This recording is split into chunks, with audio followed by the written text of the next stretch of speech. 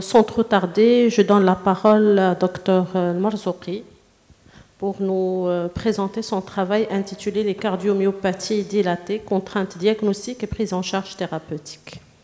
Et merci de respecter le temps imparti de 6 minutes.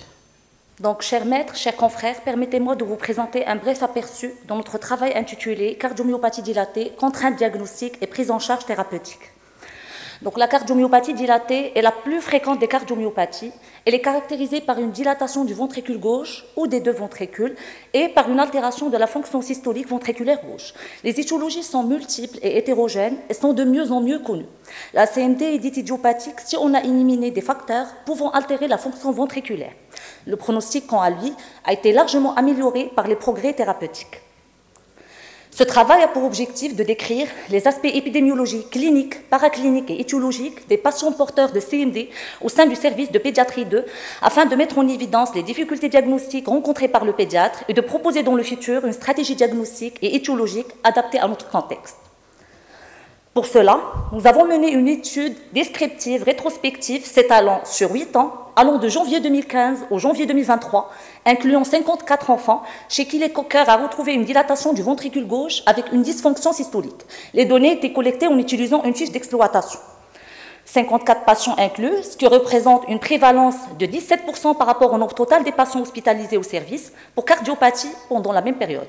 Pour le sexe, on note une nette prédominance féminine, soit un sexe ratio de 1 sur 2.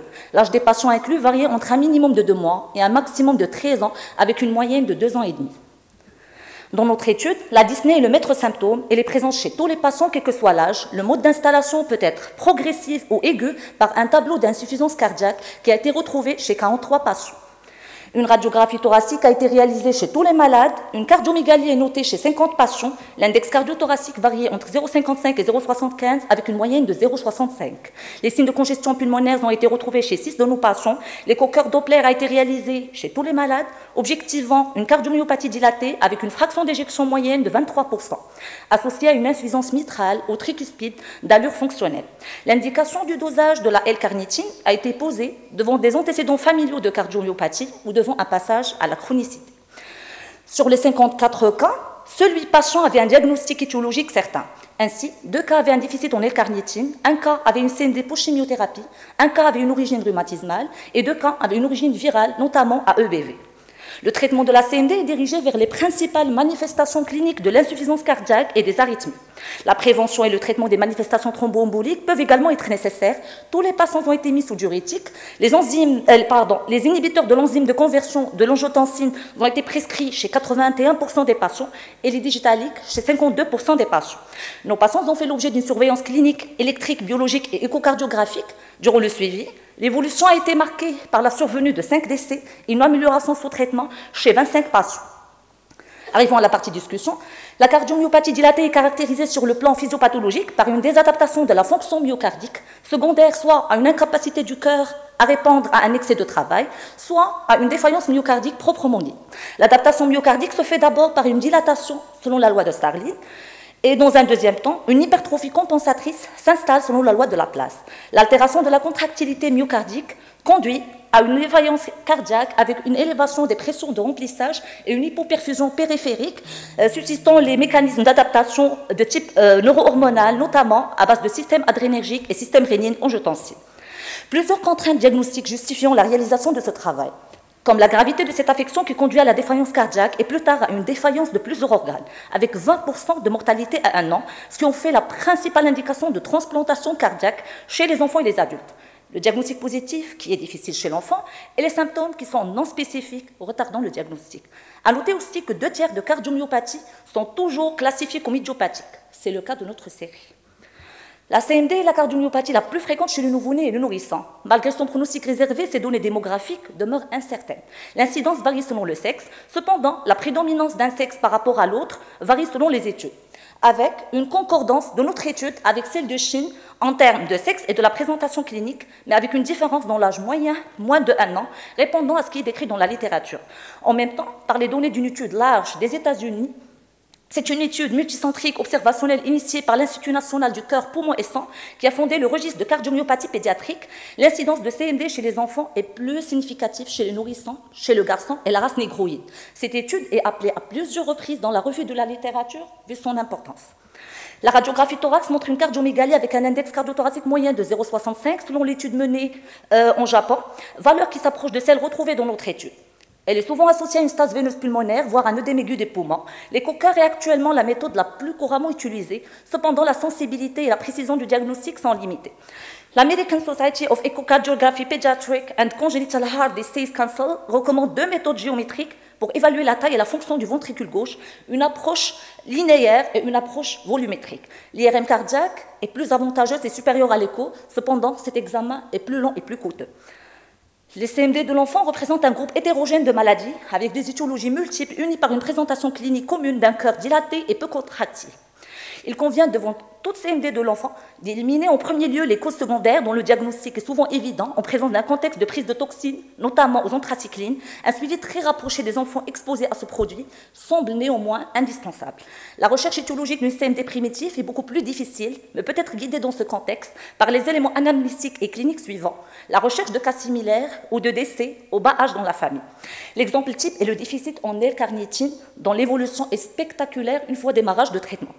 La plupart du temps, il n'existe pas de traitement étiologique pour la CMD, sauf dans les cas où une cause curable est identifiée. Donc sa gestion vise à soulager les symptômes, à retarder l'insuffisance cardiaque et à prolonger la survie. Cependant, elle présente un taux d'échec de 40% à 2 ans et peut conduire à une insuffisance cardiaque réfractaire nécessitant une transplantation cardiaque. Le soutien pharmacologique repose sur les IEC, les diurétiques, les bêta-bloquants, les digitaliques et les anticoagulants. C'est le cas de nos patients. Avec l'intégration d'une prise en charge nutritionnelle basée sur un apport adapté en protéines et une bonne hygiène de vie. Les raisons derrière la différence entre ces résultats concernant les facteurs prédictifs de mortalité et de recours à la transplantation cardiaque ne sont pas très clairs, mais pouvant être en rapport avec une explication multifactorielle, comme la différence de la race et la qualité de soins délivrés.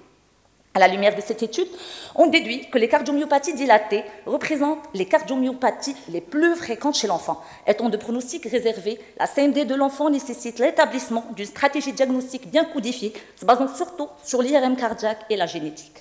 Merci pour votre attention. Merci, Dr El-Marzouqi. Alors, j'appelle Dr Jem'i Jouel pour nous traiter la thématique relative à la prise en charge des cellulites orbitaires de l'enfant aux urgences pédiatriques. Merci, cher maître, chers confrères. J'ai le plaisir de vous présenter ce jour ma première présentation concernant les cellulites orbitaires de l'enfant aux urgences pédiatriques au CHU Hassan II de Fès. Donc, les cellules orbitaires sont définies par une infection aiguë du contenu orbitaire. Leur survenue doit faire craindre une évolution vers des complications oculaires, fonctionnelles et neurologiques. La recherche et le traitement de portes d'entrée est une étape importante et obligatoire dans la prise en charge. Donc, l'objectif de notre étude est de décrire les aspects épidémiologiques, cliniques, thérapeutiques et évolutifs des cellules orbitaires, ainsi que d'insister sur la nécessité d'un diagnostic et d'un traitement précoce afin d'éviter ces complications. Donc, il s'agit d'une étude rétrospective incluant 23 cas, admis et pris en charge au service des urgences pédiatriques CHU Hassan II de Fès pour cellules orbitaires sur une période de 2 ans allant de décembre 2020 à décembre 2022. Donc, pour le profil épidémiologique, l'âge moyen de nos patients était de 4 ans, avec des extrêmes allant de 2 mois à 14 ans. On a noté pour le sexe une légère prédominance masculine avec un pourcentage de 56%, soit un sexe ratio de 1,3. On n'a pas noté d'antécédents particuliers chez les patients, mais on a noté la notion de prise d'antibiothérapie avant l'admission chez 6 malades par automédication. Donc, cliniquement, le principal signe fonctionnel ayant motivé la consultation chez tous les malades était l'œdème palpébral, qui était constant chez tous les patients. Cette tuméfaction palpébrale était bilatérale dans 21% des cas. On notait également la notion de sécrétion purulente chez 54% des cas, une exophthalmie chez 20% des cas. Donc, à l'admission, 37% des patients étaient fébriles. L'examen neurologique chez tous les patients était normal. L'examen clinique a retrouvé une porte d'entrée chez 19 cas. L'origine sinusienne était de loin l'origine la plus fréquente, selon les différents types. Les autres portes d'entrée ont été variables entre l'origine dentaire, cutanée et la dacryocystite, mais on n'a pas noté de cellulite post-traumatique. Donc, on a utilisé la classification de Schendel pour déterminer différentes classes anatomoclidiques des atteintes orbitaires, ce qui nous a permis de classer nos patients en deux catégories, les cellulites préseptales dans 66% des cas et les cellulites rétroseptales dans 35% des cas. Donc, sur le plan biologique, l'hémogramme et la NFS ont été réalisés chez tous les patients. On a objectivé une hyperleucocytose chez les 2/3 des cas, une CRP positive chez 82% des cas.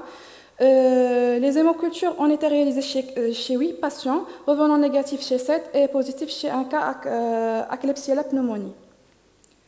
Donc, sur le plan radiologique, la TDM orbitaire a été réalisée chez tous les patients, permettant de classer les patients avec précision selon la classification de Schendel. On a noté que dans les formes orbitaires, 4 patients avaient un abcès sous périostée, 2 patients avaient un œdème orbitaire diffus et 2 patients en avaient une collection intraorbitaire. Donc, sur le plan thérapeutique, l'association de la céphalosporine 3e génération, la minoxidil et la métronidazole était l'antibiothérapie de choix chez tous les patients, dont 4 ont bénéficié d'un drainage chirurgical. La durée moyenne de l'antibiothérapie intraveineuse chez les formes préseptales était 6 jours, pour les formes rétroseptales était de 2 jours, et le relais par voie orale était assuré par l'amoxicilline acide clavulanique. Donc l'évolution était favorable chez tous les patients, sauf un cas où on a déploré le décès suite à une embolie septique pulmonaire. Donc pour la discussion, les infections orbitaires sont relativement rares. 2 types de cellulites sont à différencier, les cellulites préseptales et les cellulites rétroseptales. La cellulite préseptale constitue la forme clinique la plus fréquente, comme la majorité des séries rapportent, avec un pourcentage allant de 73 à 93% des cas. De même, dans notre série, la forme préseptale concerne 75% des cas. Par contre, les cellulites rétroseptales ou infections orbitaires vraies sont potentiellement graves, où il y a un risque de complications intracrâniennes, comme la cécité, la méningite, l'abcès sous-périostée, voire intracrânienne, et parfois la complication par la mortalité. Donc, selon la littérature, la TDM orbitaire est l'examen d'imagerie de choix qui permet de confirmer le diagnostic, de visualiser les foyers infectieux d'origine et de classer les différents types de cellulites orbitaires. La principale porte d'entrée retrouvée dans la littérature était l'origine sinusienne, ce qui concorde avec le résultat de notre étude. Le traitement repose essentiellement sur l'antibiothérapie à large spectre parentérale urgente, associée dans les formes collectées à un drainage chirurgical. Donc, en conclusion, les messages à retenir à travers cette étude, c'est que devant une tuméfaction palpébrale unilatérale, ne pas retenir à tort une cause allergique, une piqûre d'insecte, être attentif au diagnostic précoce et traitement adéquat des ethmoïdites, acryocystites et sinusites, qui sont les principales portes d'entrée chez l'enfant, tout retard diagnostique ou thérapeutique pouvant être une source de complications graves et pouvant engager le pronostic fonctionnel et même vital. Et merci de votre attention. Merci, docteur Jam'i, d'avoir bien respecté le temps imparti. Et je pense qu'on fait une petite discussion pour ces 3 communications. Alors, est-ce qu'il y a des questions dans la salle par rapport aux 3 thématiques?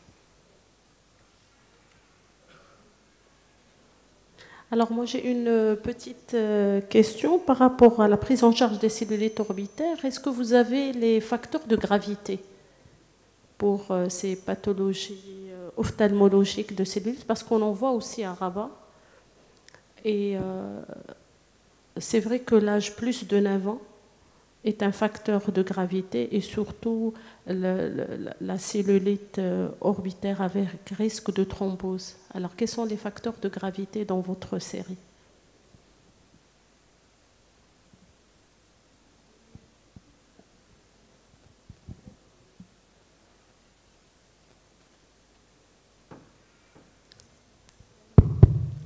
Donc, dans notre étude, on a remarqué que tous les patients ayant présenté une cellulite orbitaire se traitent d'emblée par la trithérapie à base de céphalosporine 3e génération, flagelle et aminoxidil.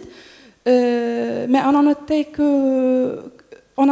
a remarqué que l'évolution se fait en fonction de classification. Ça veut dire que les cellulites préceptales, généralement, elles évoluent bien après 6 jours de traitement, et les cellulites rétroseptales, elles évoluent généralement vers 15 jours, 12 jours en moyenne de traitement.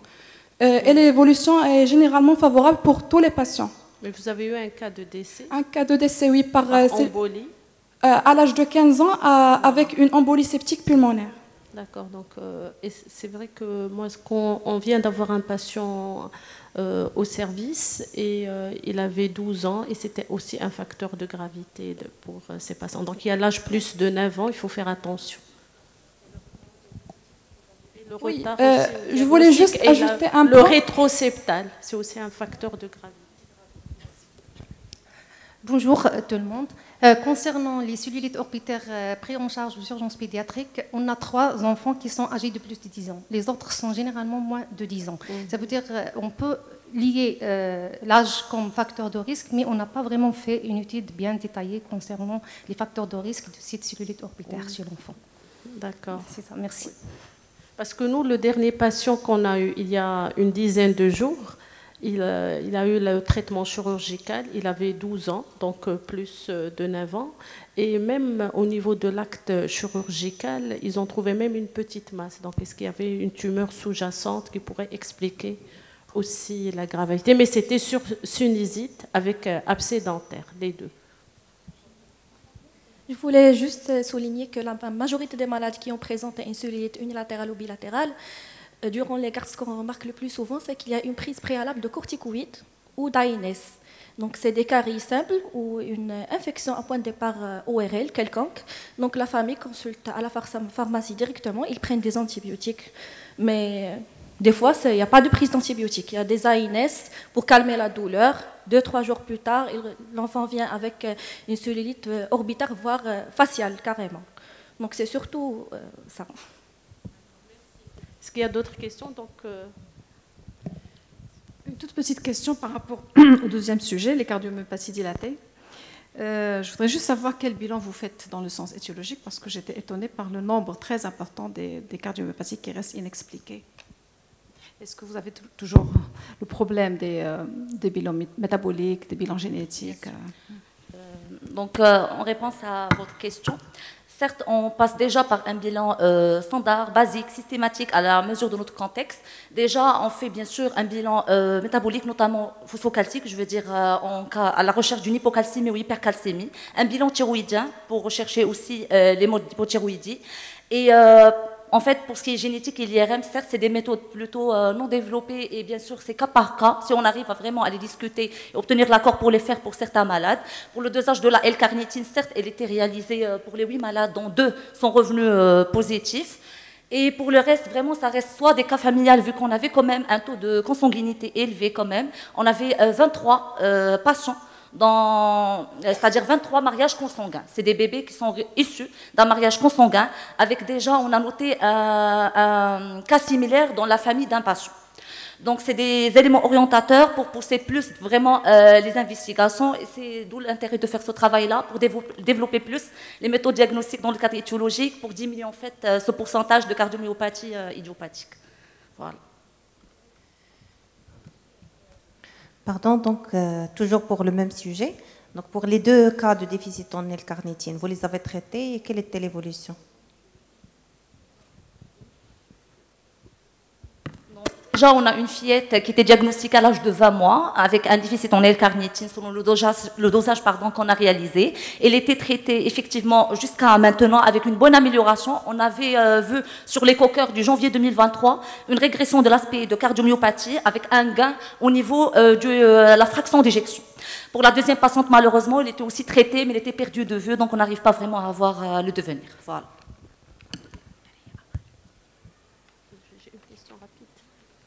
Alors, s'il vous plaît, une petite question par rapport à la première présentation relative à l'hyperoxalurie primaire.